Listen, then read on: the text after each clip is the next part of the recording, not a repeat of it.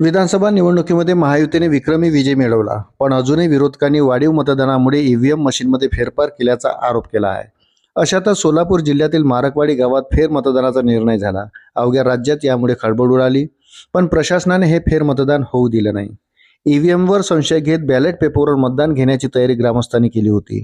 मात्र हा सगळा अनधिकृत प्रकार असल्याचं म्हणत प्रशासनाने याला परवानगी दिली नाही. त्यामुळे अनुचित प्रकार घडू नये म्हणून आमदार उत्तम जानकर यांनी मतदान प्रक्रिया स्थगित करण्याचा निर्णय घेतला. वृत्त सविस्तर जाणून घेण्याकरता चॅनलला सबस्क्राईब जरूर करा. विधानसभेच्या निवडणुकीत माळशिरसमधल्या मारकवाडीत उत्तम जानकरांचं मताधिक्य घटलं. त्यामुळे जानकर आणि समर्थकांनी या गावात बॅलेट पेपरवर मतदानाची मागणी लावून धरली. या पार्श्वभूमीवर पोलिसांनी सोमवारपासूनच गावात जमावबंदीचे आदेश लागू केले. आज सकाळी मतदानासाठी ग्रामपंचायतीबाहेर गावकऱ्यांची गर्दी होऊ लागली. गावात लोकांनी मोठ्या प्रमाणात गर्दी केली होती, पण पोलिसांनी कारवाई संदर्भात निर्वाणीचा इशारा दिला आणि अखेर जानकरांनी माघार घेतली.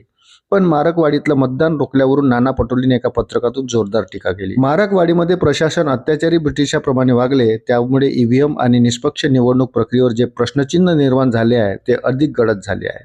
कर नाही तर डर कशाला, याप्रमाणे प्रशासनाने हे मतदान पार पाडू द्यायला हवे होते. पण भाजप सरकारच्या काळात सर्व सरकारी यंत्रणाच दबावाखाली काम करत आहे. त्यामुळे सोलापूर पोलिसांनी त्यांना वरून आलेल्या आदेशाची फक्त अंमलबजावणी केली. मारकवाडीत प्रशासकीय यंत्रणेच्या माध्यमातून जनतेचा आवाज दाबण्याचा प्रकार झाला आहे आणि हाच लोकशाहीचा व संविधानाचा खून आहे, अशी टीका नाना पटोले यांनी केली. मारकवाडी गावात उत्तम जानकरांना कमी मत मिळाल्याने बॅलेटवर मतदानाची मागणी झाली. मारकवाडीचं एकूण मतदान 2476, विधानसभा निवडणुकीत मतदान झालं 1905. यापैकी 1003 मतं पडली राम सातपुतेंना तर 843 उत्तम जानकरांना.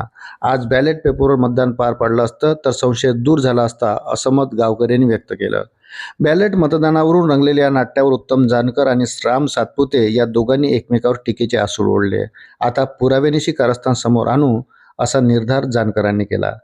बॅलेट मतदानावरून गेले 2 दिवस मारकवाडीत तणावाचं वातावरण होतं. आता मतदान प्रक्रिया स्थगित केल्याने तणाव निवळला असला तरी ग्रामस्थांचा संशय प्रशासन कसा दूर करणार हे पाहणं महत्त्वाचं असेल.